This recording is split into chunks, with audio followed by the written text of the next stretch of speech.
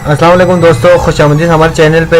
आज की इस वीडियो में हम आप लोगों को सिखाएंगे कि जो ये विंडोज 10 के अपडेशन हो रहे हैं बार बार, इसको डिसेबल कैसे करते हैं।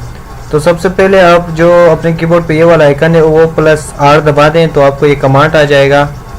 फिर आपने इसमें लिखना है services.msc।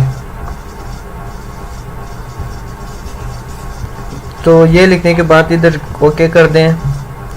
अब ये आप लोगों को आ जाएगा। फिर इसमें आप लोग विंडो अपडेशन सर्च करें, ठीक है। तो मैं इसमें विंडो अपडेट ये इधर उस पे राइट क्लिक करें और उसकी प्रॉपर्टीज़ में जाएं, ठीक है। और अब यहाँ से उसकी प्रॉपर्टीज़ में जाने के बाद यहाँ से डिसेबल कर दें, अप्लाई कर दें, ओके कर दें। अब आपके विंडोशन अपडेशन इंशाल्लाह नहीं होंगे, ठीक है दोस्तों। इंशाल्लाह आप लोगों को ये वीडियो फ़ायदेमंद रहे होंगे। तो अल्लाह हाफिज़। चैनल को ज़रूर सब्सक्राइब करके जाएं, थोड़ी सी फ़ीस बनते हैं, बस चैनल को सब्सक्राइब करते जाएं।